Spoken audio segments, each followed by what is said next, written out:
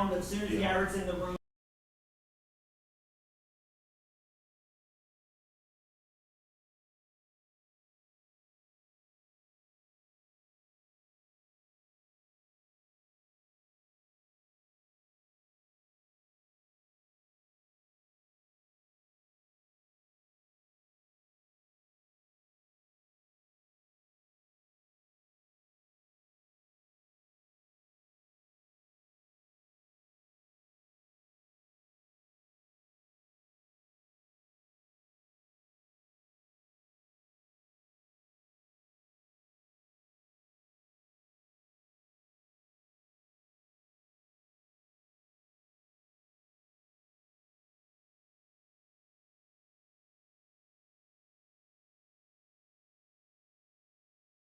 Callie, as soon as you give us a thumbs up, start.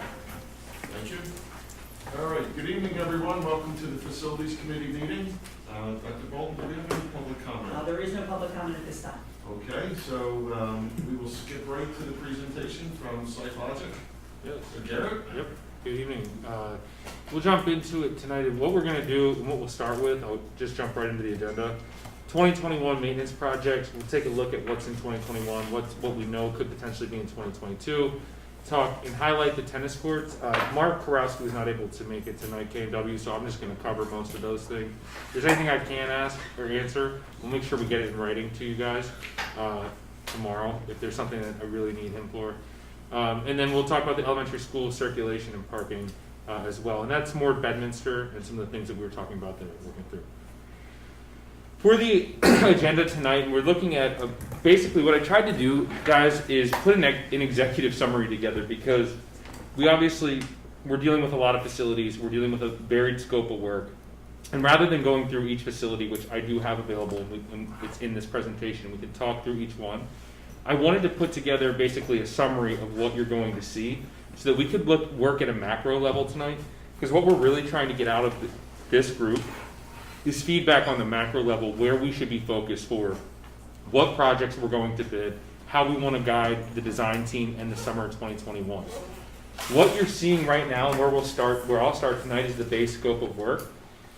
Talk a little bit about the base scope of work. Pretty much across the district is rekeying. It's the district rekeying of exterior doors, and then we also have in there the PA systems. That is the 120 volt clock too. So those are the 120Vs. There's also an add option for that, which is the panic push buttons in instructional areas. I'm showing that as an alternate or as an add option, right, to the base program, because that was something we were asked to price second. I wasn't sure what the priority was for that. So what you're looking at with the base scope and with the PA system add option, yep. Okay, then if you have a question, no problem. Not yet.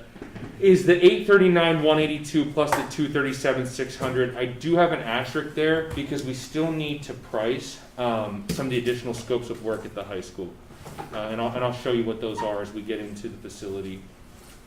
When you talk about that they need to be priced, do you have estimates in there? So that 839 is an estimate of everything, or will the things that aren't priced currently make the 839 go up? The 839 is the estimate of what we have. There are some things in there that will bring that up. Got it. Okay. Yeah, that we don't yet have priced yet. I didn't think it was responsible for us to provide a price tonight and estimate because we just don't have the estimates available. But I'll show you exactly what those are. And Dr. Bolton, I think we did show the last time that we were looking at a summer maintenance project of like 1.9 million, the base scope, but it's broken out differently tonight because I have the natatorium and some of the other line items that compose that 1.9, just shown slightly differently because we're talking at a more macro level. So the PA system add option, that is an add option just for the base scope of work. Again, that is the panic push buttons in instructional areas. Those are security. It's a security feature. Panic button for anything that may be occurring in that classroom. We do also have the LED lighting numbers. The one thing that I want to point out tonight is the LED lighting interior number that you're seeing, the 3.187901. That is the option that if you were able to get into the classrooms, that's the option without the dimming feature. If you would like dimmability across the district-wide, the add for that is 177,667 to the 3,187,000. So it's not a major add. But that would take us to about 3.3 for interior lighting, again, district-wide. And that is a retrofit. Those are retrofits. That's a retrofit. Yes. That's a retrofit option pretty much throughout. There's some nuances in some of the corridors with some of the different fixtures there, but that's mostly retrofit as far as classrooms and corridors are concerned. Then I do have the exterior lighting number broken out separately as well. That includes the high school as well as the North Middle School parking lots, so all of the parking lot lighting on this campus. It does not include the parking lot lighting at West Rock Hill, however, though, because we put that for reimbursement in the grant program. So that will be shown on the West Rock Hill number if we need to pay for that out of pocket. Hopefully we don't. Food service improvements, still being designed. Jeff, I don't know if you want to comment on that. We don't have a price right now, and I wasn't showing an estimate tonight just because we're not in the design process still of those. So it's a bit premature to really even provide an estimate for that. It was included in that $2,750,000 catch-all number that you've seen before, but we just,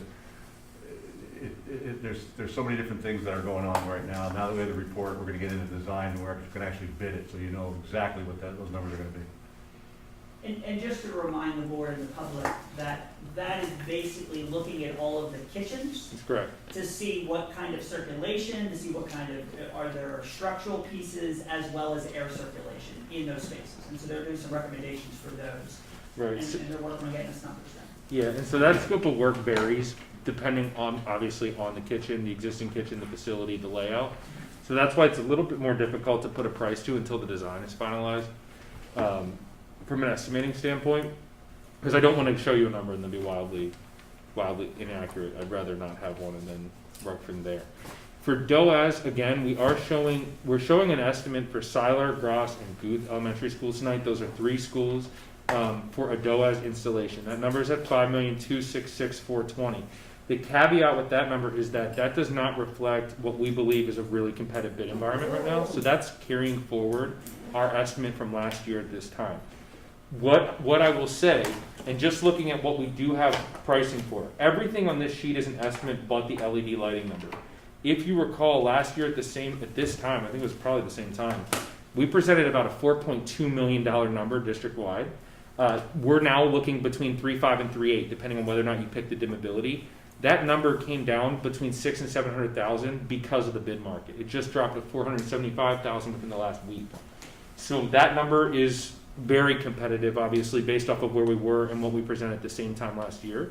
And that was also a bid scope of work. So we had bid that lighting number out, brought a number back, and brought this back. Additionally, I should point out the energy savings number associated with this, we are using a slightly different retrofit, is also a little bit higher. I think we presented about 249, 214 annually. 235 Is 235 now. So we're up, the annual savings number, because of the fixture change, is up $21,000 annually to $235,000 of expected electric savings associated with the LED lighting conversion. So I just want to point that out as it relates to 2 of the big capital improvement projects that we'd be looking at tonight to discuss at a macro level. The LED lighting is a bid number. What it reflects is about $600,000 of savings if you kind of work out the math from the last time that we bid that out last year at this time. So that's where your bid market is. And Garrett, just for the group, if we would sit down and negotiate with that vendor, I'm going to pound another 100,000 out of them, just so you know. I'm dead serious. You're talking about lighting. I'm talking about The lighting. I'm not And you hope to joking. have the DOAS number in the month of December?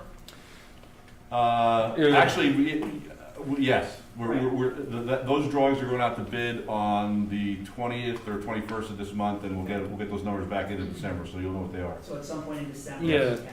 I actually, the only thing that I can offer for comparison right now is East Pennsboro Middle School, which I'll be presenting tomorrow night. It's a job in Harrisburg. It's a middle school. It's a total gut and replacement of an HVAC system. It's air conditioning too, so it's not just the DOAS. We had an $11.5 million estimate on that in August, and that came in. I'm going to present that tomorrow at 10.6. So consistently, we're seeing 10 to 15% in the bid market right now, and that's at every job we multiple bid. projects out to bid across the summer, and consistently 10, 12, 13% under budget, so it's a very consistent market. It will stay down for a while, but what will happen, post-COVID, it will actually, you'll have a lot of pent-up deferred maintenance, and then also that will flood the market, and it very quickly goes up above average market. Yeah, folks just aren't planning right now. I mean, there's not a lot of new design taking place. I'll just be very candid with you, from our own experience.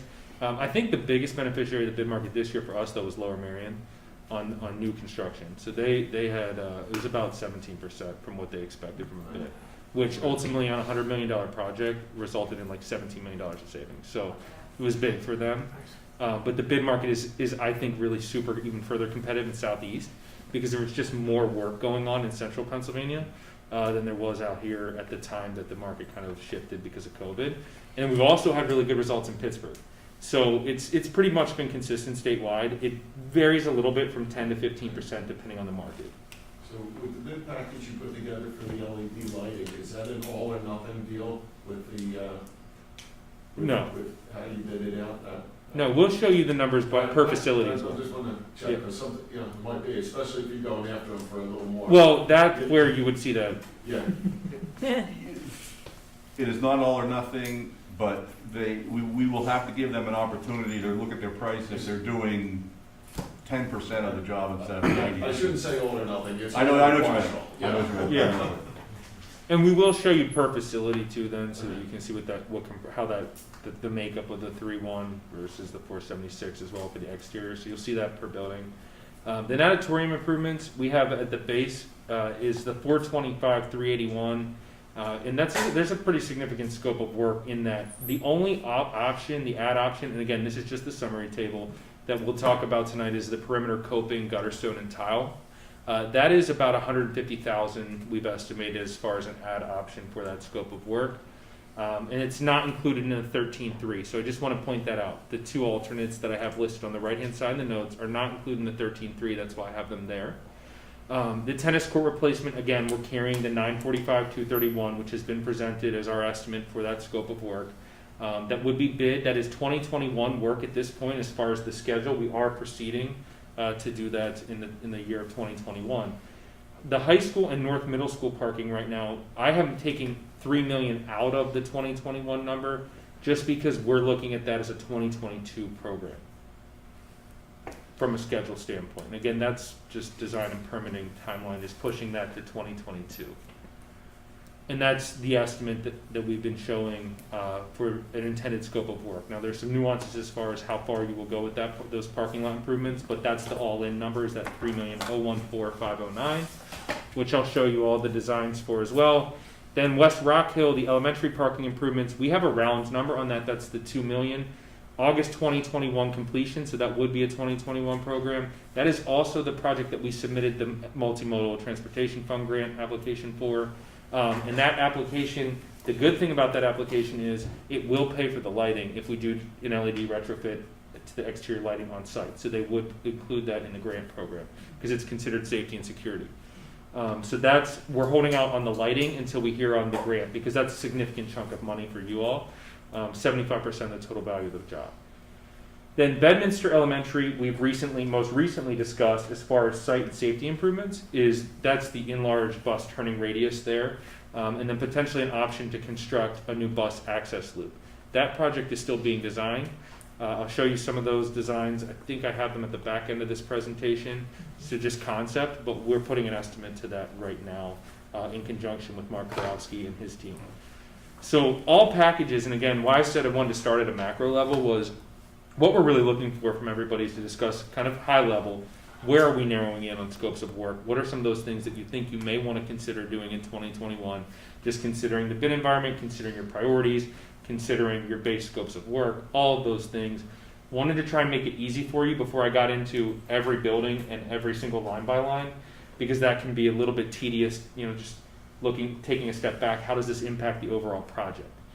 I don't know if there's anything else, Jeff, that I really want to highlight from the project summary table, unless I have questions. I just want to highlight two things. Mhm. One, the new bus access loop at Bedminster is not something that we've spoken about publicly, and so he will show that tonight. And so that's the only new thing that's up there. It's just another idea they had that would be possible at Bedminster, just to show you and to consider, to be able to flip the parent and the bus piece that we have talked about.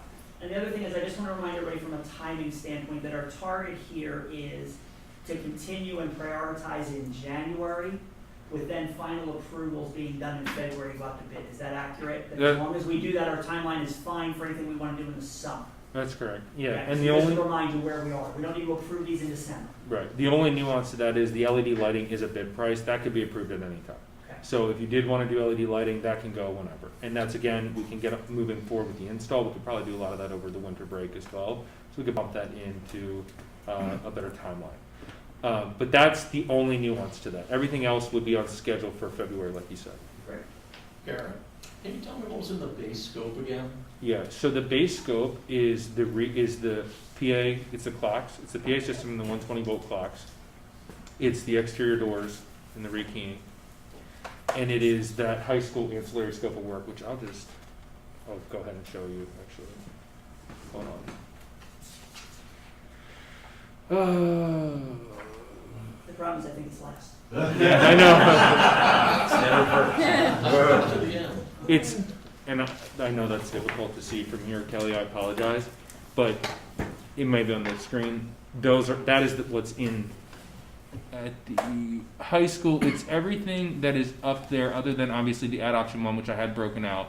The LED lighting I had broken out, and I showed that per building. Natatorium improvements, it's the stuff on the bottom that says to be priced. That's why I have that asterisk, because those things are what needs to be priced. Okay. So just so we're clear, everyone, because I know I have a lot of TBPs, we're anticipating the to be priced options as a total to be between 1.5 and 2 million. But again, those are all options for summer 2021. So what that looks like to this number here, if we go back to the exact summary, it's 15.3. So like if comfortably tonight we could say, okay, hey, let's say it's 1.8, let's say it's another million for the base scope based off of some of the pricing that needs done, which we have. Say that's about 1.8, 1.9, which is a soft estimate. That's what you're looking at for a base scope of work, and then everything would be in addition to that. And Kelly, just for your information, that base price also includes the AC unit that's down at Grass and the AC unit that's down at Siler. Okay, I was just trying to put the numbers together. No, I understood. Yeah, and what, Kelly, I'll give you the breakout of that. Sorry, I was just trying to summarize on that sheet, but I'll show you when we go through this as well. The 2021 tennis court replacement, in lieu of Mark Karowski, I'm not going to do as good of a job as Mark. He's a pro, but I'll talk through some of the site developments. I don't know how in-depth we need to get, but this right now is currently where we stand as far as the high school tennis court replacement program. This is the conceptual rendering. You can see how they have the courts laid out. On the right-hand side, I did include for everyone, just so you understand where we're at from a next step standpoint. We do need to finalize the design. We're in the final process of that. We're in the final stages of the design finalization right now. The next step is to submit for our MPDS permit and stormwater management approvals. So those are county conservation district approvals. Those are going to be the big variable here. We expect that because of the limited disturbance, that will not be a problem. If we were going for the parking lots, then you've got a little bit more substantial length review period. What you see there, though, is the design. We plan to bid this out in February, March, and then we would be constructing May to August. And that was to align, Dr. Bolton, with the intent of your schedule, too. So we're not disrupting spring, but we're done prior to the fall season. That would allow both the boys in the spring and the girls in the fall to play. Right. So we'd be building between seasons. Yep. And we feel that we can comfortably complete that on time. Yeah. And if I remember correctly, the two courts at the bottom have about a 3-foot-ish That's correct. drop off with a retaining wall behind them, and that's because of the grade that's there. There is a bit of a on that grade. hill. Yeah. Yes. But I think for purposes of the aesthetics, I think Mark actually thinks it's gonna look quite nice to be staged like that. I agree. Yeah. The one other thing that I'll show here, as far as the high school, middle school, and the circulation parking site improvements, I know that everyone has seen this, but the one thing that I did want to point out is we are going to preserve, if we, in the event that we did, you guys agreed to move forward with the tennis courts, we got good pricing, we accepted those bids.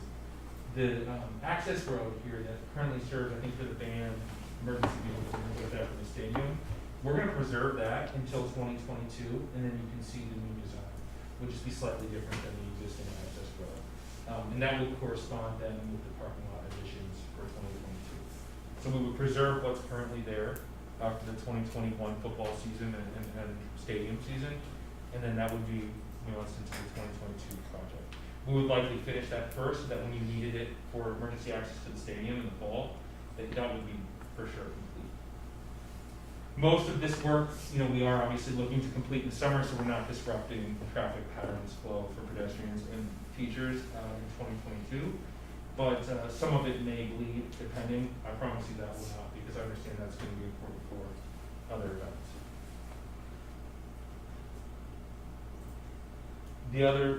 So a couple other conceptuals. I think we've seen these many times, but again, just reminding everybody where lot 1, 2, 3, 4, and 5 all currently stand as far as detail.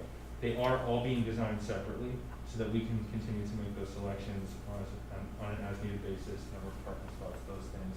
But this is kind of, I think, where we've settled at this point as a design. 2 minor changes from the last time you saw it, just to point out. Lot 2, we talked about preserving that field, so you'll notice that they were creative and added a little longer curve to a rectangular spot across the top.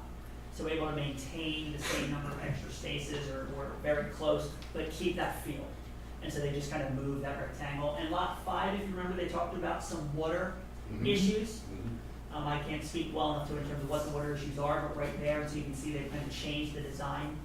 So they're still looking at that in terms of buses and vans and what can be parked where. So it may not be exactly that, but they are going to have to avoid that area. So there's been some site constraints that we've come into as we've gotten closer to permitting and we've gotten closer to design. So those are some of the nuances that are pushing this design a little bit further, because there is going to be substantial environmental permitting associated with this, and we need to make sure that we're accounting for all that before we even go to permit, because it'll take forever in the permit review process at that point, which is slower than it's been, unfortunately, due to COVID. For planning permit, I do have, again, it's just the next steps, so you understand where we are. The traffic impact study is something that we've been talking about a lot. Obviously, we need to get some normal traffic pattern and flow volume before we can submit a solid study, but we have completed that at this point, so that was a big step. The goal here then would be to bid in November of 2021. Again, trying to bid in a good season next year, just because we want to get out before the Q1 bid rush. Bid in November of 2021, but our construction schedule would still be May to August, so we would just be bidding pretty early. And that would be just to take advantage of pricing. So as soon as we have that permit, we can avoid bids. And the NPDS permit is the lag on this. It's about a 12-month permitting process at this point. West Rock Hill circulation, just a couple minor nuances here. Do you want to point them out or just? The bus loop here, there's a couple minor detail changes. Sorry. We did extend one of them. I didn't know if you wanted to talk about them or not, but we needed to accommodate some additional buses as well. West Rock Hill, everything that's in dark will be obviously the new construction. Again, our plan for that is to run that October 20 design. It began design schedule. The design schedule began last month. We do plan to complete design through February 2021 and then go to bid in March, ultimately begin construction in May. That would be a 2021 project. And the initial conversation about the new access point off of Washington was positive in terms of being able to actually construct that. That's correct.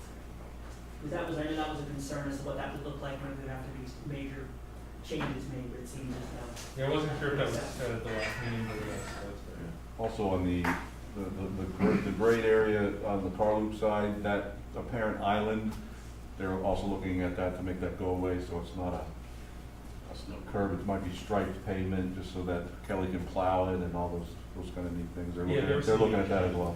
Changes for maintenance.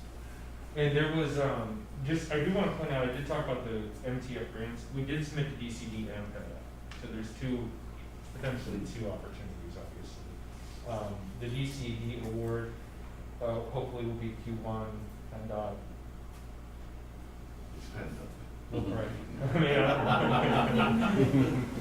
I was actually not sure that they have awarded last year's round yet, so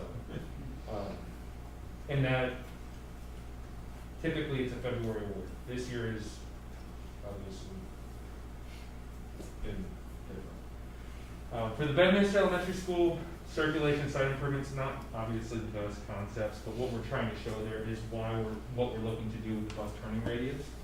And what kind of land we would be disturbing as far as impact, minimal impact as far as scope of work. So when we look at a budget standpoint, we're not gonna be blowing anybody's mind as far as potential costs here. And then we are also looking at an option for a new entry driveway, which was the option that he pointed out at the beginning. So that's something that will be priced. There will be a concept for you all to consider, and then just feedback.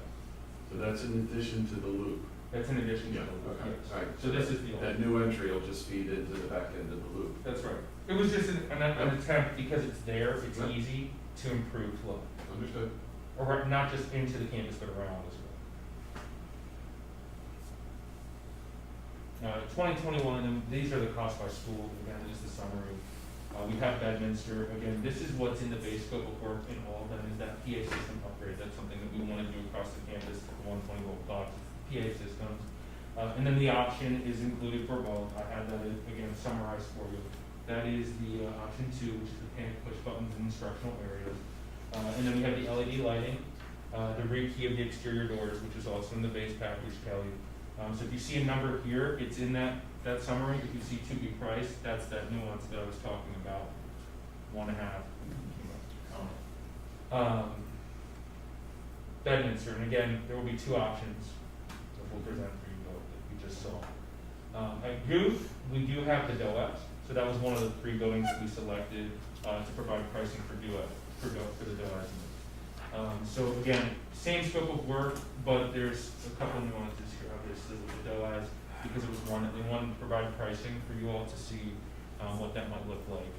So again, you said those numbers are the old numbers that you put back in here? That's correct. Is that what you're saying? Yeah. And by next month, you're hoping to have a new numbers as far as what it would cost in the current environment? Yeah, so next month is when it makes sense to update the estimate, because we'll have a design.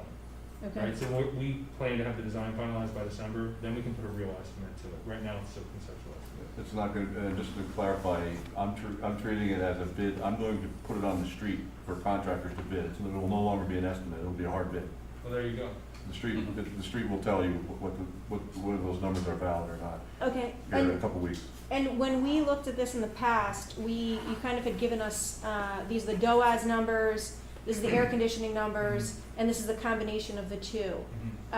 Is that something that you can do when you bid it out to get the pricing for all 3 scenarios? Because I think it's important for us to be able to compare all 3 of those scenarios. So that would be direction that we would need from you all as far as that was your intent, because there's obviously a significant design component to that. What I can say as far as adding AC to the DOAS install, it's going to be somewhere between, I think, 800,000 and 900,000 per facility, give or take, in addition to the DOAS number that you see. And is there, and you know, let's say we went through and did DOAS and then went through later and did air conditioning, you know, is there a savings to only touch each building once as opposed to twice? Certainly, there's always efficiencies in touching something once and not having to reinstall ceilings and things like that. There's going to be minimal ancillary work with the DOAS install versus the AC, where we're going to be kind of doing some more ripping and tearing. I think the most important thing to point out, though, is what the intent of the DOAS is and what we plan to accomplish there from a comfortability standpoint. And I think for us, DOAS is really what we believe truly is partial cooling, and we are looking to upsize those units in these buildings to be able to provide additional air volume and flow to bring comfort levels up with just the DOAS system. So it would be our intent, our recommendation, to try just going to a DOAS in those facilities. The reason for that, I believe right now, big one is ventilation. We bring in that constant volume of outdoor air, which is really important right now as we're talking about, obviously, current events with COVID-19 and everything. Those are the ASHRAE recommendations, and we are bringing in fresh air. To be able to do that, we're bringing dehumidified air too, which is important. This is going to have a partial cooling load, just so we're clear. So the days that would be just uncomfortable with a DOAS system, are going to be few and far between. It's going to be in the middle of the summer and would be in a fully occupied space. However, even in the middle of the summer, that building is going to stay comfortable with a DOAS system if we're talking about teachers and maintenance staff. If we're talking about full occupancy, on those hottest days, you're going to want air conditioning in addition to the DOAS. But that's really what we believe from a comfort standpoint would be the push for HVAC for pool AC at that point. And Garrett, just to answer Megan's point, in the buildings, in elementary school buildings, if you needed to go to cooling, because you're taking a large percentage of the cooling load that comes from the outside air off, it's quite possible that all you'll need to do is add a chiller and make the existing two-pipe system dual temp. So in other words, you don't have to get in there and rip the classrooms up to add another set of pipes, most likely, because your cooling load that you need to address is gonna be actually, with the way we do DOAS, it's gonna be approximately 40% less than what it typically would need to be if you did all your conditioning through a terminal unit like the unit ventilators you have. So I don't see you ripping your building up to add cooling if you needed to.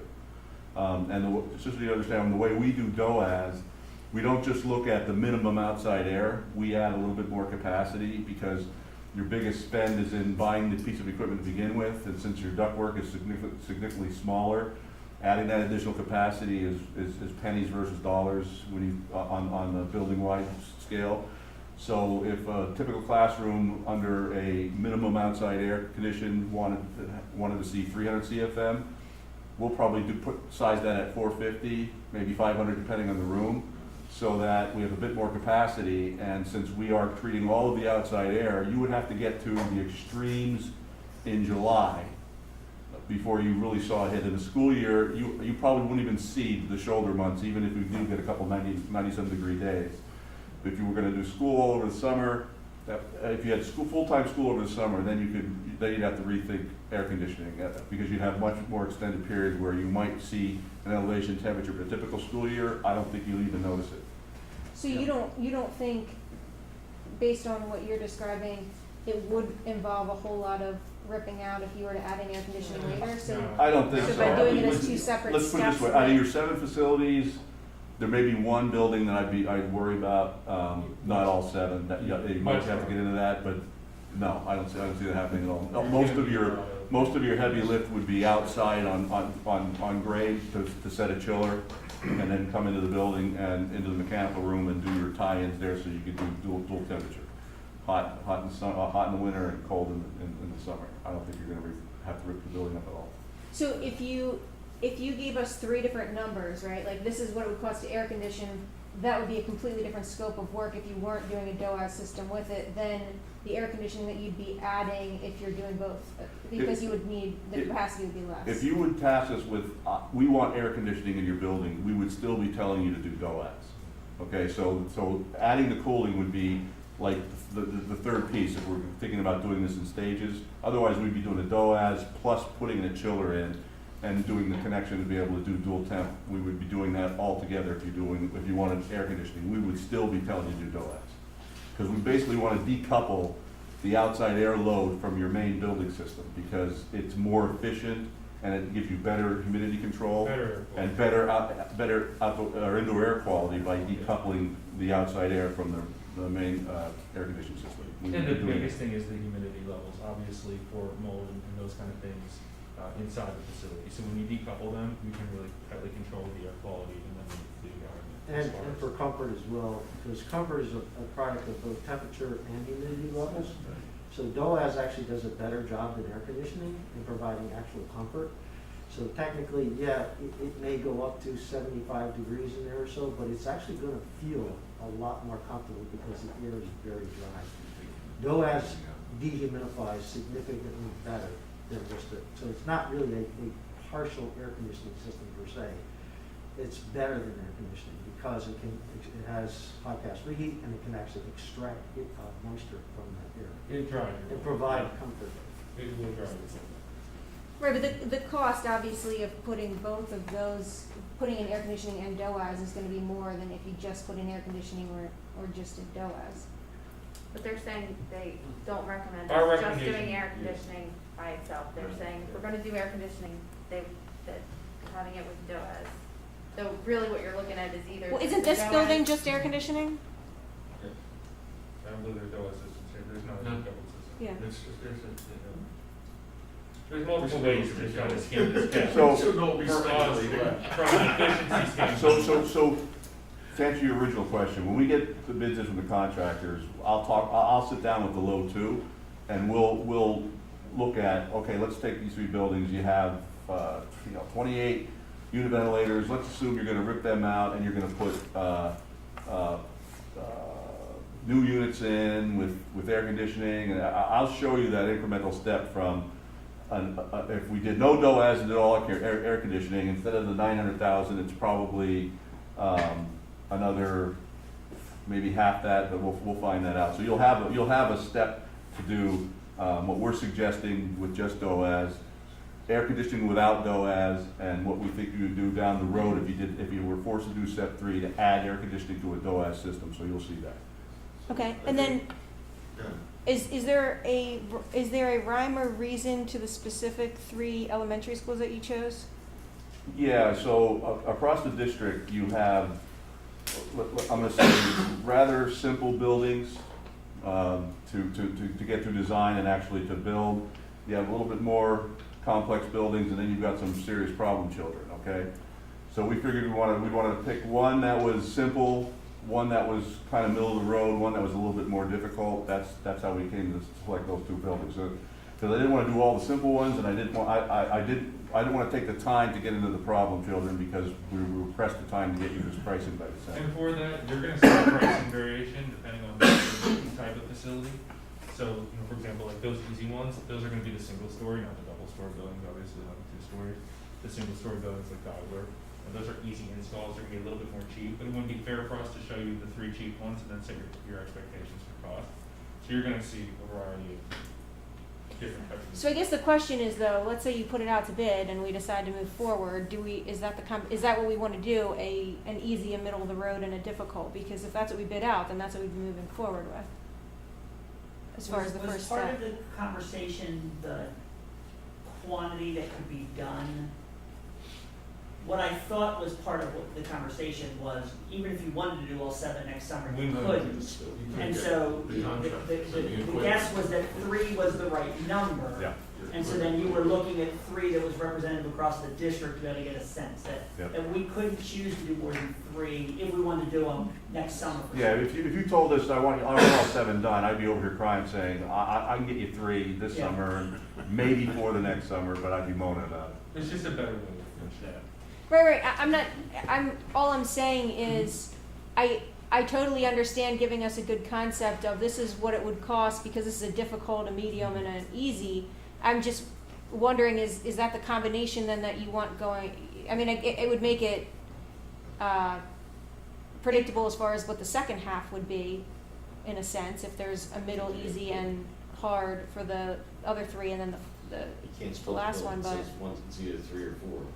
Well, No. and the workload too, you have to think too, if you've got one building that's got more problems and it's more difficult, they can put a lot of food You'll in learn that, in they that know first this building is subset gonna of 3 be an than easy. you will for the next 4. You'll learn how much more you might need. It's a better balance, it makes And you know their sense, schedule. makes a lot of sense. So I have a couple of questions. If I can, are you good, Mike, or you still got more questions? I'll let you finish. The only reason I was asking is, I didn't know if the administration would say, well, let's do the easy ones first, or you know what I mean? That's kind of the reason I was asking. Whatever we bid out, that's what we would do. Because whatever we don't bid, it's not like we can go back later. So I just want to make sure that we don't send them out to bid out 3 buildings, and then all of a sudden later we're like, well, but I wouldn't actually do it that way. That's kind of the point I'm trying to make, is that whatever they bid out, that's going to be the option. You can't later just swap out and say, let's swap these after they've put it out to bid. That was kind of the point I was trying to Well, make. do you feel comfortable with that setup? Or maybe you guys can talk and figure out. All I'm saying is, Yeah. between the Not to put you on administration. the spot, but. Make sure the price is right 3. Right, that's all I'm saying. Yep. Yeah. Yep. I think it depends on your expectations of the final outcome. Yeah. Just DOAS isn't gonna be like an air-conditioned space. It's similar and more comfortable, but it won't be that, you probably have 74 or 76 degrees in that space, but it'll be drier, it'll feel different. We're used to measuring temperature rather than the humidity of things, just because that's what we control with just air conditioning. That's what your expectations are. So that leads into one of my questions, Kelly. So during the summer, we always hear, it's 90% humidity, so it feels like, right?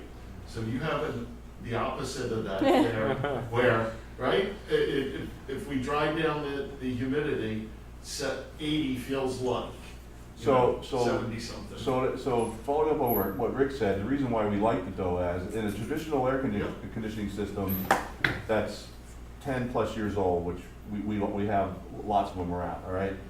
What happens is that they're not necessarily set up to do humidity control, because in a traditional building, a lot of school districts didn't want to spend the money to add in reheat, for instance. No, I get what you're asking though. What he's literally asking, It would help the board. is there a temperature conversion No, what he wants to know is, ratio? in a building where it's 72 degrees Yeah. and 60% relative, Yes. we're saying, oh my God, we're below our set point, but nobody feels comfortable when it's 60. They feel clammy. It's ugly. Yeah. At 76 degrees and truly 50% relative, you're not even going to know the temperature 75, 76. Where you're going to have a problem is a couple of days where it's 100 degrees outside, and we've seen them, where it might shoot up to 78, but those days in a typical school year are limited, but it's going to be dry. So you're going to feel it's a little warmer, but you're not going to feel uncomfortable like you would at 72 and 60% relative. Right. That's the beauty of the dough. And I guess that's my point. Yeah. I've hiked in New Mexico in 100-degree weather, and I didn't feel it, Right. because there was no humidity. Right. Yep. And it is as dry as a desert if you operate these systems at full capacity. I mean, it can be I very guess dry. that's kind of- And feeling like 78, I think everybody'd be like, wow, that's great. It's 100 outside, it feels like 78. Yep. Right? So, Don't say okay, and the second question, you talked about CFM and the cubic feet per minute. I'm trying to wrap my head around that, so about how many times per hour will we turn the room over? So let's talk about a typical classroom. It's a 1200 CFM unit ventilator, that's total volume. The percentage of outside air coming into that unit is around 300 CFM. So if you just look at the outside air in that room, that's probably a 1 to 2 hour air changes per hour of just the contribution of the outside air. So if we bump that to 500, that is going to up the ventilation rate in that room forever to Roughly 3, four. maybe 4. Three-ish, yeah. Right, and that's well above what's required by code, and in our opinion, gives you a much better ventilation rate all the time. Right. And that's the minimum, okay? So I think that's a much better situation than what you would get in a standard air conditioning system. Yep. That's why we do it that way, plus it gives us the extra capacity I told you about. And Okay. even though you're changing that much air over, you have heat recovery on these, so Yeah. you're not wasting the heat. That's correct. It's inefficient. Both cooling and heating side, you have recovery. And so if you were suggesting let's say the board decides to move forward and do 3 buildings this year, are you suggesting that next year, if obviously the pattern was to do all 7, you would do 3 this year, 3 next year, and then 1 the following year? Yes, if I were to do it, and I wouldn't be opposed for us for you guys to tell us, go ahead with design for all 4, and we could bid it and see what happens. Like if I put 4 out and I get 2 or 3 contractors that give us a good price, and then I can split them up easily and feel comfortable I get it done. But if I put out 4 and I get 1 contractor who's low on all 4, or even 2, when I know I have 2 buildings I need to get That's done, scary. I'm starting to sweat. Yeah. Okay. Well, But if we you could put it out and find out and make the decision after that. Right, because you could always go down to 3. Yes, exactly. Yeah. The design would be done, and then you just wait and you float the other one the following summer. That's what I would recommend. I would just point out too, because it is Geesoscope award, you won't have any risk. You can reject the bids up until the point at which we present the final pricing. So there's no risk for you to put that work out to bid and then say, hey, you know what, we either don't believe we're getting best value or this is not something we're going to proceed with. So it's just remind you that we can procure that under the GISA law.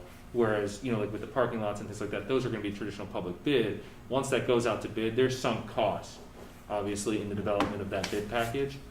We'll take on that risk as far as bidding this out, and then you tell us once you have those numbers what we're going to do. Yeah, I would prefer we start, if I'm just looking forward to looking if this decision comes before us when the bids come in and the board decides to move forward with it, I would like to see us try for the floor, see what happens, because I'd rather it be in a 2-year span rather than rather than have one school that's hanging out for the extra year. Yeah. But then you can talk to the administration about, well, if we did that, are there 4 that would be easier to put together and then 3, you know what I mean? Like just looking at that combination of a 2-year plan, and then obviously taking into account the fact that this year we're getting a bigger bang for our buck with what we're doing than we would be, than we expect to next year. I think from a constructability standpoint, Daibler and Bedminster are probably gonna be, Let's back up here. Just so from I an easy, from understand. this standpoint, an easy. Megan, You guys work it out. Sorry, I probably shouldn't have brought that up in the board meeting. I just, for purposes of installation, if that was something we were gonna consider as a 4th, those 2 might be easier to install. No, He might have disagreed, but no, all bets are off. We do not have the time to develop and bid another project and make it to your February board meeting. It's that simple. Okay. We would have had to decide this two and a half, 3 months ago. But can To we do the agree that 4th. those 2 would have been easier to install? Not worth talking about. We're too far down the road. Okay, so you can only do the 3 right now. is what Right you're now, saying. I can only guarantee you have pricing to make a decision in February with 3 that we're working on right now, because we're so far down the road with them, I can't. Okay. What I do want to point out, since we're talking about though, is just the variation in the estimate per facility. So we're about 1.9 with Good, that being the high watermark here. We've got a 1.5 estimate on Gross, and then at Seiler it's about 1.7. So you're seeing the variation. It's going to be somewhere between 1.3 and 1.9 as your high watermark. The one outlier I think that we had from the estimates when we talked about them last was at West Rock Hill, where it was a little bit over 2 because of the nature of the roof. We didn't have a flat roof, so. Okay. Just a nuance there. As far as the scopes of work, I believe what we were looking at was per building, again, per line item. It's how we typically present things for you guys as far as estimates to make decisions. I just wanted, looking for feedback. Obviously, the large packages, the base scope of work, I think we're understanding, we're gonna bring that back. We'll give you those options. You'll look at them with pricing. What we were really trying to figure out is, what is there going to be? Can you give us direction on DOAS? Can you give us direction on the bigger ticket stuff, LED and the natatorium? Or if there's anything else that you want to see, so that we know we're in position to really deliver on what we said we were going to do, which is have you voting to award work in February. Well, I would like to make sure that we see all of the numbers before we start handpicking in terms of priorities. So let's get all the numbers in December, and then I think January, that's the really good conversation to be able to say, yep, we need that priority so that we can bring them bid. Yeah, and I would add to that, I mean, part of what I would be factoring in is when you're comparing what we would typically pay to what we're paying now, which jobs to prioritize, what are we getting a better discount on right now? You know what I mean? Like some projects we may not be getting as big of a discount on based on the current climate than others, and that may factor into where we're gonna get the biggest bang for our buck. So having that comparison, I think. Yeah, volume's going to be the biggest driver. Yeah, Yeah. so. I mean, any time that you're putting out a package of size right now where people feel like they can stash bodies, that's where you're going to get your value. The smaller the work, the quicker the work, the longer the schedule, those durations is important too. People are looking for security right now, so that's where you start to see competitive bids. Again, there's not a lot of nuances in the pricing. What we're really looking at right now is just the food service and kitchen improvements, which we just don't have an estimate for that yet. But everything else is pretty much estimated, broken out by school per line item. I know this is a lot of information, so it depends on how much detail you guys want to go into tonight.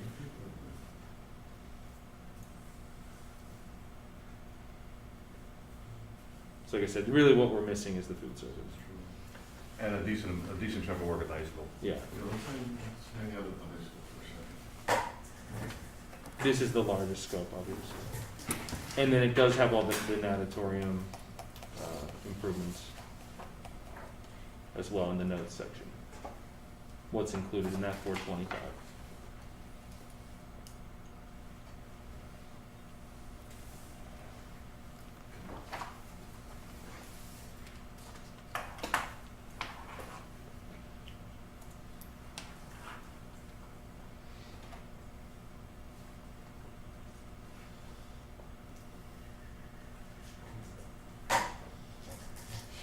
nothing on that list that is new. No. These are all things that you see. Nothing's So, new. yeah. Mhm. No.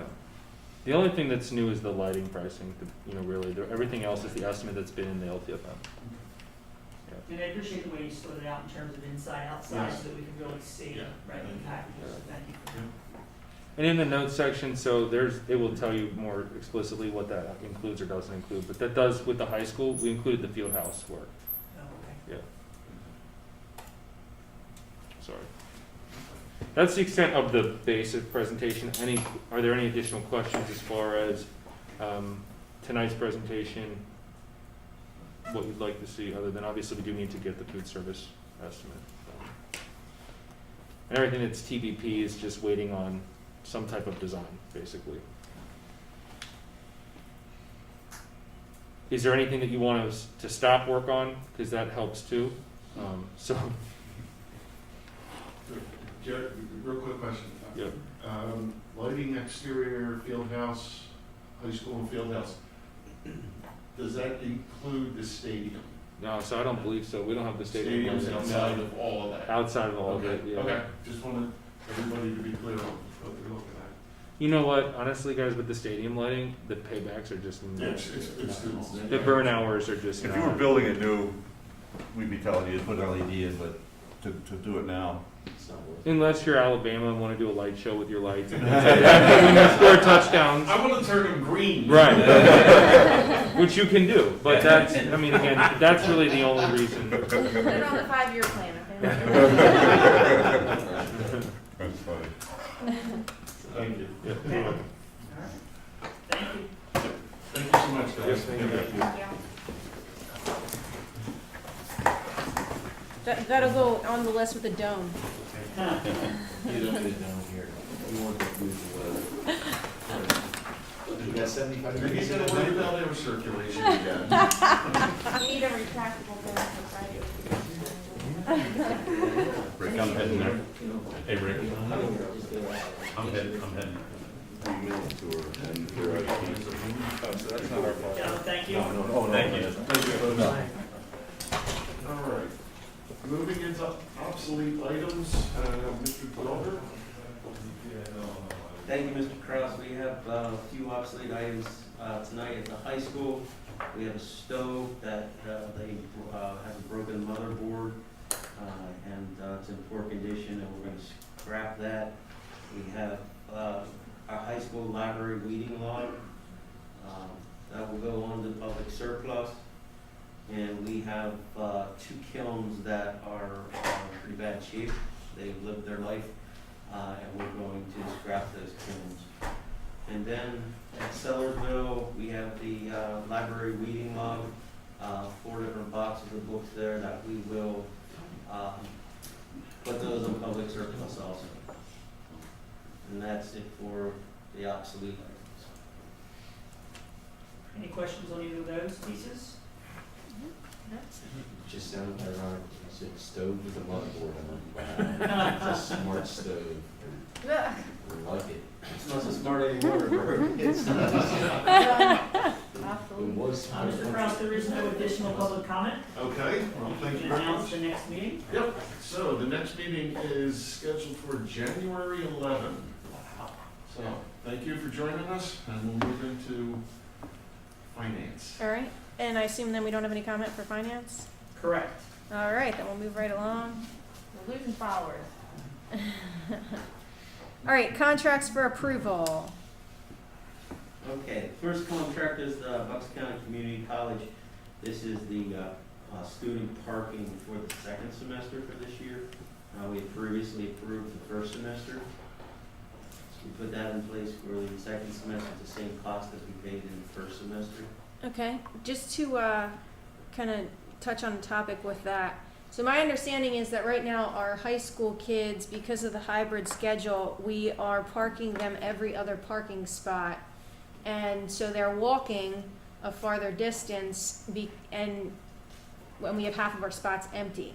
So I'm all in favor of adding this additional parking. I think it's a great idea to have more kids be able to park, but I don't want them, having to walk that far when half our spots are empty. So, I would like to see us have, utilize all of the spaces. And I think part of the conversation is, when are we going back to 5-day? I understand that, and that should be a part of the plan. But I think it's easy to say, hey, while we're hybrid, this is your parking spot. When we move to 5-day, this is your parking spot. I don't think people will mind doing one switch, so that it means that they get to park at the school instead of parking, all the way over there or over at the church. So that's something I'd like to see. And then, obviously we have to come up with some kind of a timeline and a plan for what that looks like. I know I don't know about other board members, but I know I've had some parents that have reached out to me saying, why don't we go on 5-day at the high school? So I know that's going to factor into that conversation, but let's utilize those spots. That's my thought on that. So based out of our last conversation around that, because currently, Ms. Baines Clemens is correct, that A-Day students have spots and B-Day students have spots, which is why they're every other, right? So the A spots are empty on B days, and that was intended simply because students coming back were coming in during office hours, that they have their spot to park. I have asked, because we had this conversation at the last committee meeting, I've asked the high school administration what it would look like if we double used the spots, which means you would assign a spot to an A and a B student. And that would mean you could double the number of cars on the campus on any given day, which would lessen the walk for students that are there. And what that impact would be for after school and during the day. And so they're getting that information back to me so we can share that. Regardless of that outcome, we will overflow. If you remember that in most years, using all of our spots here, the majority of juniors were not given spots. And anyone who got their license during the school year was not given a spot. Utilizing the community college spots, as well as the First Baptist Church, which has been very gracious to give us spots without payment for them. We've been able to accommodate anyone who asked, and we still have a couple extra spots for people who get their licenses during the school year. And so I would suggest that we continue to move forward with this contract and still have the spots available, because even if we bring students back and we do double up the spots, we will need ancillary parking for primarily juniors and new students who get their license. Okay? And then are we taking on, are we plowing? Like, how does that work with those during the winter? Are we plowing those? Are they plowing those? They are plowing? Okay. Good to know. That was a good answer. Great deal. I like the way you guys worked that out. Can't take credit for it. All right. Mr. Dahlbert? Okay, next contract is Learn Well for educational services. For the student identified there, the cost is $40.50 per hour. This one's went up $1 per hour since last year. And this is for a student that's in a medical facility. C is Nemours Foundation, again, $40 per hour. And again, this is a student in a medical facility. The contract under D is not a new contract. This is the third-party procurement specialist services for the food service to buy food and supplies. We're part of a buying group in the southeastern part of the state, and this particular Clearview is the third-party procurement specialist, and the buying group have a party procurement specialist in place. And actually, what we're trying to do here is just extend the current contract 1 year. We're just the current contract that was signed last year has a rider in there that the district can expand the contract for 1 year, and that's what we're looking to do with the services they do. It's an $800 cost. So all the districts are just going to ask their boards to agree to expand it for one more year. So, ESS Northeast is our sub-services, and this particular addendum is to put in the contract the secretarial hourly rates that are in place. So this is what this one's for. F is the Special Olympics MOU for Unified Sports for 2020-2021. Last year we had the same agreement with our Special Olympics. This is for the Unified Track and Field team and also the Unified Bocce team. The district receives $1,500 from the Special Olympics to help us pay for coaches. And in turn, the district is asked to fund approximately $1,200 in order to pay for, to help support the stipends for coaches and other things that are listed there in the MOU. So. I just want to, because it's related to this, you know that they just won national recognition. This group, the Pennsylvania School Boards Association, they do a monthly highlight of programs. And so Nathan Maines, who is the director of PSBA, did an interview with our coaches. And that will be coming out on, I forget which Thursday it is, but it's going to be a Thursday coming up. So as soon as we get that, we'll spread that far and wide. But it's just another wonderful recognition of this program. So thank you for your support of it. And then G is our systems net contract. This is a contract we put in place at the beginning of the school year to help us with technology services at the elementary school level. We were short a person, and we're still aren't back up to full speed there. So we need to ask him to continue this contract for another 3 months again, so that we can make sure that we're providing the tech support services at the elementary level that we need to provide. So, and we're hoping this is our last meet, and we'll clear things up. And then the last one is an amendment to the Kids Care contract. This amendment we worked on with the folks from Kids Care and also Mr. Miller. But basically, there's 3 sections to the amendment, or 3 parts to the amendment. Parts of the contract that we're changing. The first has to do with the daily rental fee per building, and we're going to base that this year on the enrollment at the beginning of each month as a percentage of the previous year's enrollment, and build the rent accordingly.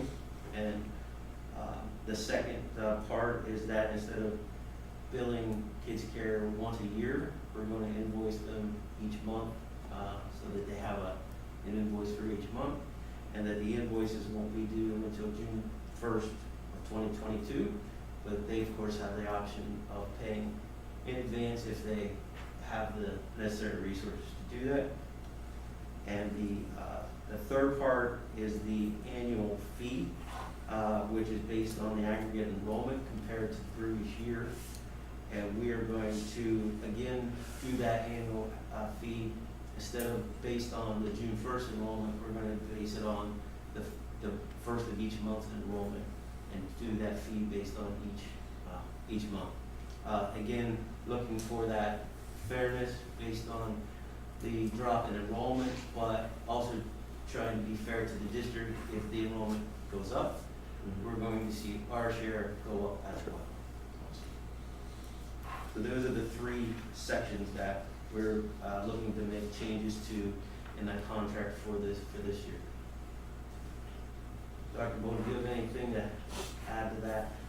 Just how appreciative they were of the board recognizing that this is not a normal year, and trying to, like Mr. Dahlberg said, be fair to them, but also be fair to the district from a financial standpoint.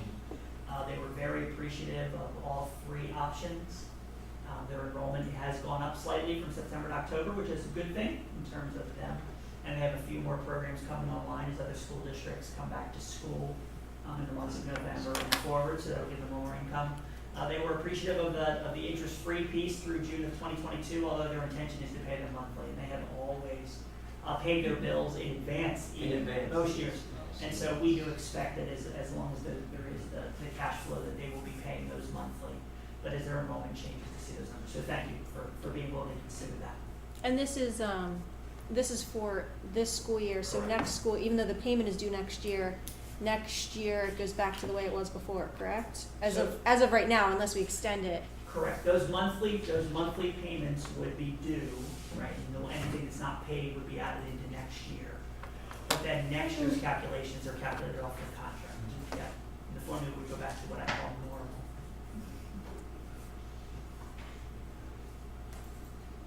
And that's it for the contract for this month. It's okay to move on? Okay, next item is the student activities account. This is a request for a new club, it's Student Sunshine Club. So this is, the purpose of this club actually comes out of last year's senior class. Last year's senior class wanted to leave their unspent money in a way that it can be used or could be used in the future to help kids that needed financial help in some way or form. So out of that generosity was born the Sunshine Club. So the kids in a student activity account with advisors and so forth will be a part of making those decisions, but will be the lead part of making those decisions about helping other students. And then of course they'll do fundraisers and so forth, but that is the main purpose of this club, is to help other kids in need. It's pretty cool. That's really awesome. Yes, and you might not know a lot about what the mechanics of it yet, but I'm assuming there'll be some type of, application process, review panel, et cetera. Right. As they award those funds. And as well as confidentiality. Right, For I was- students going both directions. That's where I was going next. Yeah, for sure. Yep, yep, They thought. yep. And do we know how much it's starting with, Dr.? He just upgraded you. No, it's okay, it's all right, I was just kind of curious what the seed money Yeah. was, okay. Yeah. I know we have it in our records, but I don't know that I have it in my fingertips right here. No problem. Yeah, Dr. Cashman, and Mrs. O'Brien and Mrs. Baker Yeah. they're the two advisors that, along with Dr. Cashman, have been very much involved with the work in getting this going. And then are the administrators going to be like referring certain situations too? Because some kids may not just go and apply, you know what I mean? And so if there's adults that are aware of certain situations, maybe they can make a recommendation in or something. Yeah, there is a system for this in all buildings, because this is a need across the district. And so buildings do have that, it's counselors, it's social workers, it's administrators, or individual teachers. Okay, So good. yes, yeah. Awesome. Okay, the next item I have is the tax collector compensation rate for the term 2022 through 2025.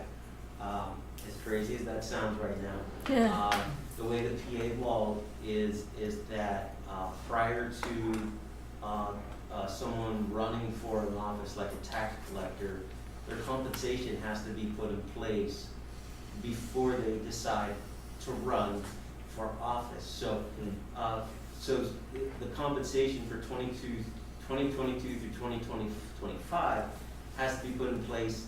There's a deadline in February, I think February 15th.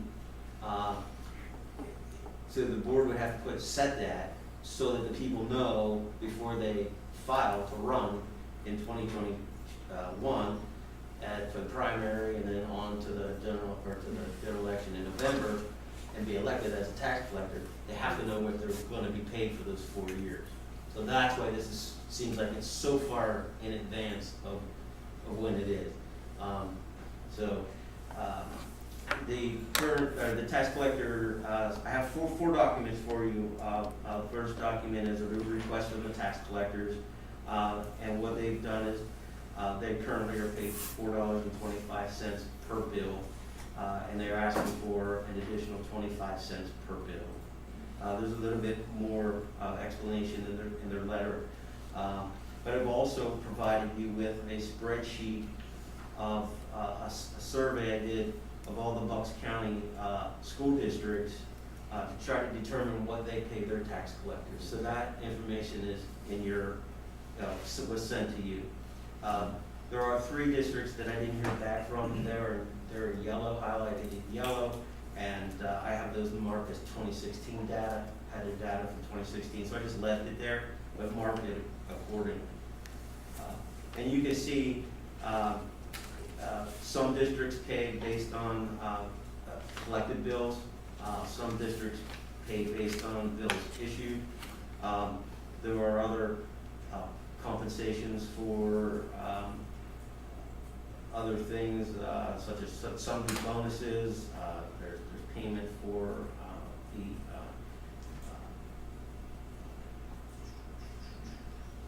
just the installment payments. Thank you, sorry, drew a blank there, but the installment payments. We have a stipend for tax collectors that are under a certain number of bills.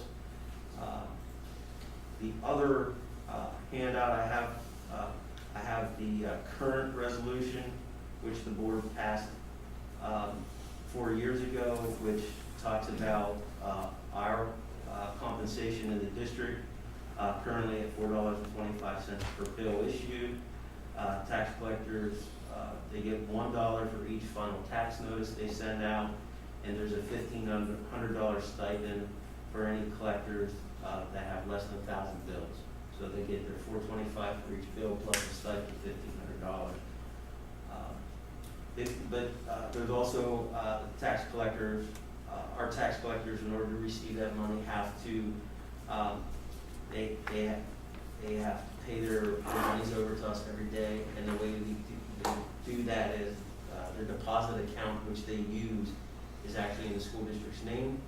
So they are a QMB, and we just go in, we sweep that money every night and bring it over into the general fund. So every day when they do their deposits that night, we sweep the money and we move it over into our interest-bearing accounts instead of waiting for them to bring us money, or we're actually waiting for them. It used to be it was set up weekly. They sent us money weekly, but a few years ago we set up the account so that we get the money every night. We sweep it over to our account. So there's certain things they have to do, like use those accounts, pay the money over to us in order for us to pay them what the fees are and so forth. And then the last, the fourth handout I gave you is just a handout of what the 2020 number of bills are, what the commissions are for tax collector, how many installments they have, what the commissions are for that, who gets the stipends, how many final notices they have, which they get paid $1 for that, and just trying to give you a total cost of what we pay the tax collectors. And it's roughly about $93,000 is what we pay our tax collectors. And then I have at the bottom a little summary of what the 25-cent raise will cost, which is what the tax collectors are asking for. And then a few other options there, just as examples, 15, 10, and 5, what those costs would be. So a lot of information there. If the district does, if the board does nothing and doesn't act, the current resolutions that's in place carries forward for another 4 years. And that's written in the resolution. So just a couple of comments from my side, questions, if you will. Unless I've misunderstood this spreadsheet, the comparison between the other districts, those tax collectors working on behalf of Penridge are compensated on the high side, right? And looking at your last spreadsheet, the 2020 commissions, just the simple math on the total commissions with bills, stipends, and notices against the total bills, plus the 2 installments, works out to about $4.42 per. Right? We add other. Well, I'm just going by the big number, right? Right. You could do each row individually, and you come up with a different number for each municipality, and each particular, whether there's a stipend involved or there's final notices as opposed to, you know, the bills, et cetera. Right, But when you average it all out, it's about $4.42 per bill. sure, 'cause it's, yeah, well, And we're already on, if I looked at your first spreadsheet, we're already on the high side of the surrounding districts. Okay, want to make sure I'm interpreting the data correctly. So just to be clear, what is the recommendation?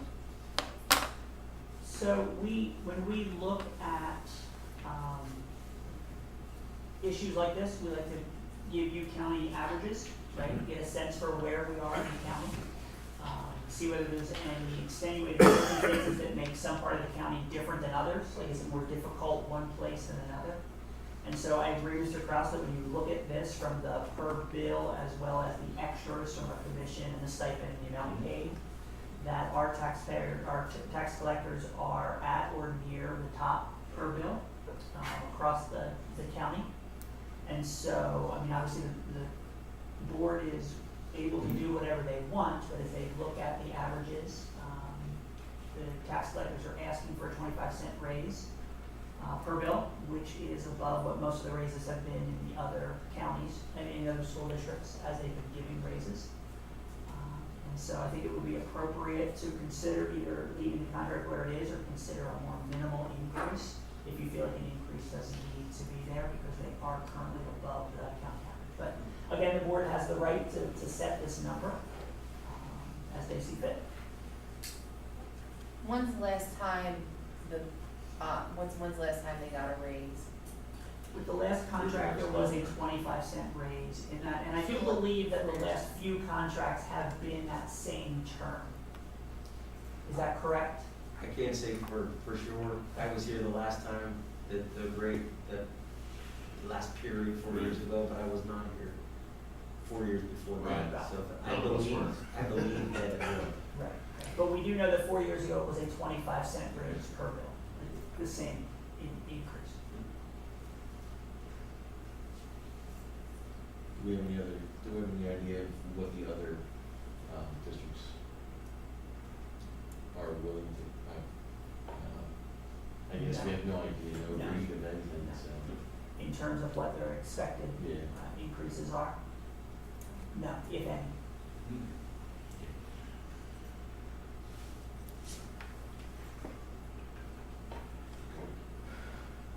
Are there any other clarifying questions? This does not need to be decided tonight. It obviously is a situation that the other board members that are here will fill them in terms of that. I believe that this needs to be acted on no later than February. Yeah. And so we do need to do something either at the December or the January board meetings. Is that accurate, Mr. Delbert? Yeah, February 15th is the deadline. So we cannot wait for the February board meeting, but we could do December or January. And so we'll get a sense from the other Yeah, board like the members and visit. see whether, Their input as well. right, something can go forward. If not, we can wait till January. Okay. Okay. And the district-wide copier RFP. Yeah, Man, we're ready for a new one already, we're huh? renewing it. It's been 5 years Wow. since we put the copiers in, the re-put Do you believe it's been copiers. 5 years, Bill? Yeah, 5 years this summer, so. Yeah. We are beginning the process of Diane and I are beginning the process of working on that RFP.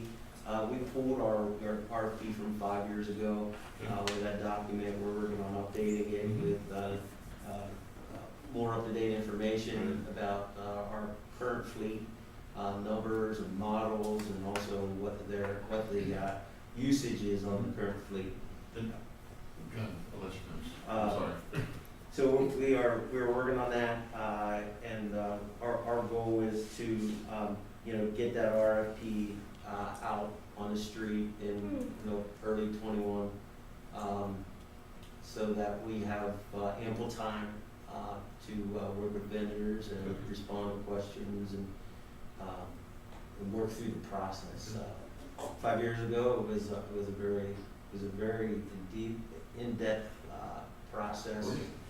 I recall it. Yeah, and we really are in a different position now than we were 5 years ago. We have a much better current situation, I'll say, than we did 5 years ago with our fleet.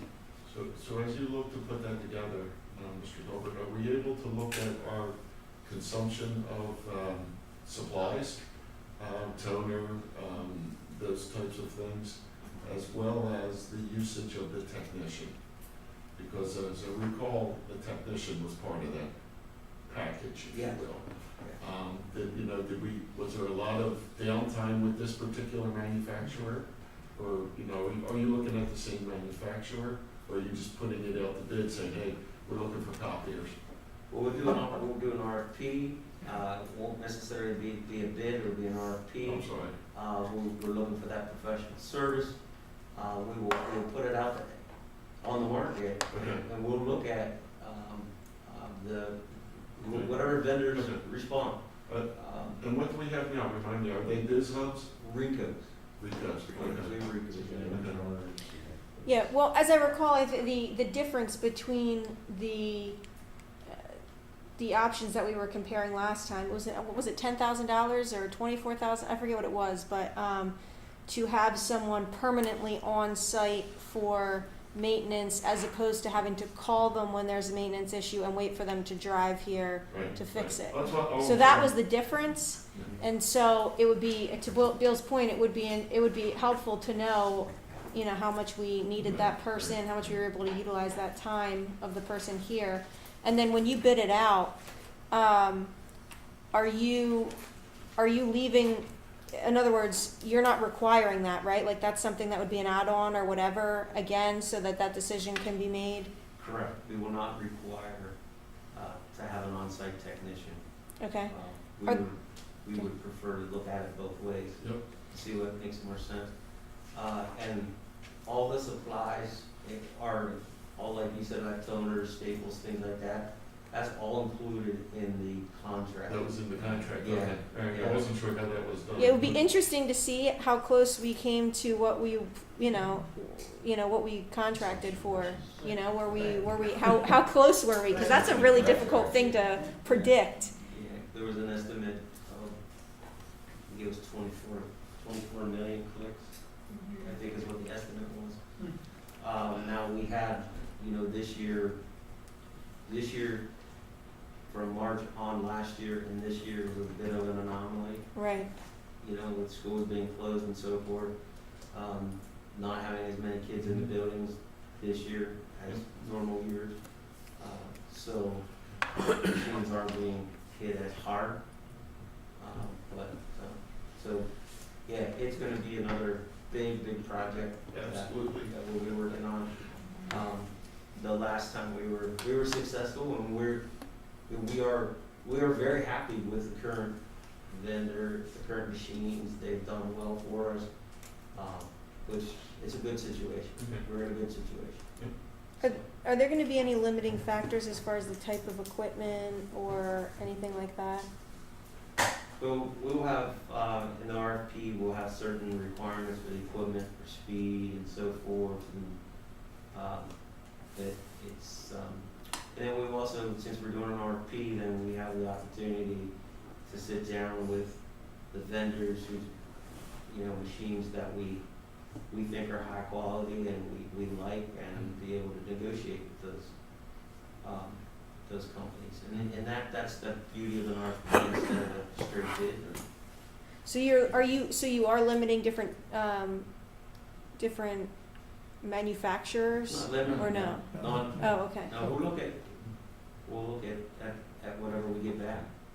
And now, looking at this period of time and how often things are breaking down and needing replaced and whatever, do you still feel like it made sense to be leasing these as opposed to purchasing them? I would not buy them. Well, we'd never buy No. one. I would not buy them. Without a doubt, Just- No, and no. No, I wouldn't lease them. In the lease, when one, we probably had 2, maybe 3 machines that, something happened in them fatally, basically. They couldn't fix them. And in the contract, they brought a new machine in and they put it in. And we're, within a couple of days, we're right back up and running. So, I didn't have to go buy a new machine, anything like that. When it went down It's their responsibility, they own that machine, and it's their baby. They either make it run, or they bring a new one in for us. So that's kind of the beauty of it. And at the end of 5 years, these machines are basically, they're done, they're done. They're beat. We spent them, and they're gonna take them and do whatever they do. No, they're headed to South America. Head to South America. Seriously, that's where they go. They're gonna come in here and they're gonna, it's their responsibility to take all those 66 machines out of here, get them out.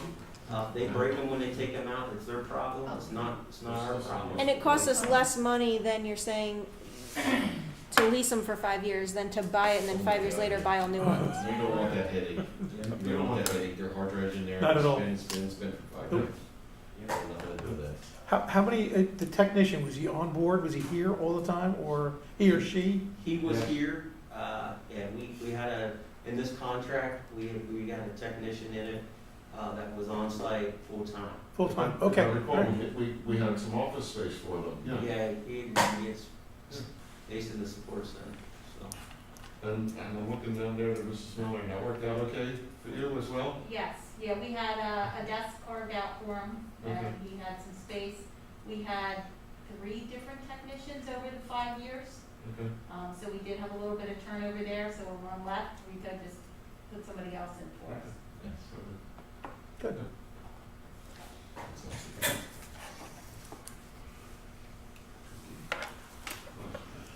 So school board secretary stipend, as you know, Ms. Chenoweth is currently the school board secretary.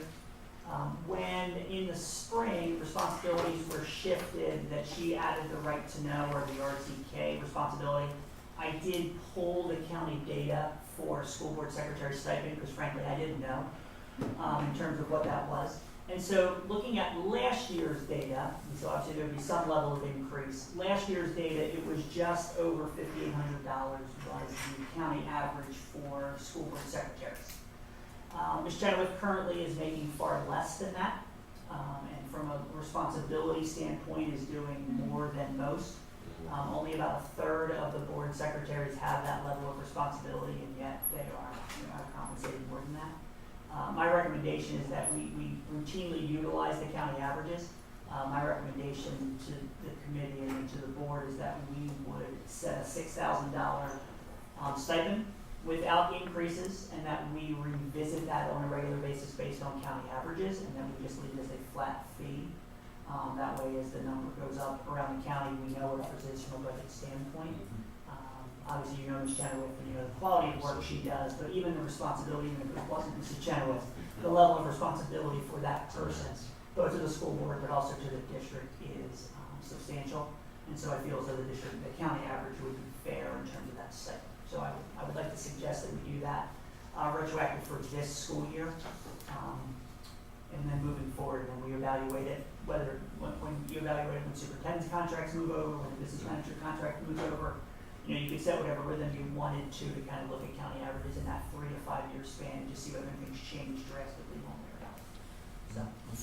And of the ones that have the responsibility that she has as far as right to know, how close do they fall to the average? It's interesting because of the 4 that I found that had it, 3 of them are compensated far more than she is, and 1 is compensated about the same level that she is. Now, I did not dig into I did not call superintendents and ask why, and whether that's history, or whether there's other funds in their contract, and whether the right to know carried its own number, those types of things. But I was 3 of them were far higher and actually were above the county average, which is what I expected in terms of that level of responsibility. Right, because that But is a one was- huge, that's like a second job, that's like Right. that's like 2 different jobs combined. 1 was just a couple hundred actually less than what Ms. Chenoweth is currently making, so. And was 1 a small district compared to 2 larger districts? Of the 'Cause 4, 2 were larger than us and 2 were smaller than us. Oh, so no rhyme or So, reason. well, Just ask the name. I didn't want to. I didn't want to go there. Could be. So, Well, the reason I ask is because if there seems to be, if it seems to be like that responsibility makes that number different, then it should be, you know, wherever It that number does is. seem to in at least 75% of the districts that have it fall there. I have someone that agree with that, Thank you, I can support that. absolutely. Definitely. thank you. When you say well above that, what is well above that? Sorry, I Now need leave to it know. alone. The top of the range is above $10,000, and so there are some board stipends that are more than $10,000. So, which then takes the average, but then there are some that are very low. So And the ones that do right, 3 out of 4, the ones that did right to know were closer to that 10,000 range, is they that what you're are. saying? Yeah, they're above the 6,000. So 2 up and But the one that's under could have a, this is board certainly secretary, correct. and I this did is. not dig into contracts. I Right. did not dig into We whether don't there's know other what's in the funds contract. someplace, but. Okay. Megan's playing Monster Squeeze. Math game at the elementary level. Yes. The contract price, trying to figure out above below. What's the number? Okay.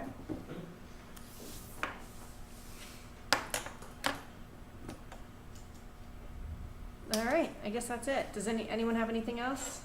Everybody's good? The next finance committee meeting is scheduled for January 11th. Did we get any new public comment?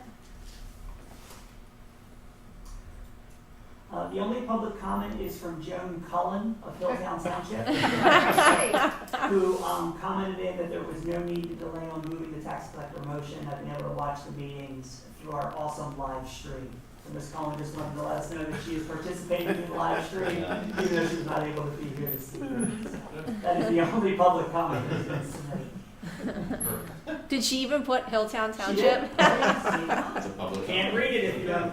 It could be another Joan Cullen out there. You don't know.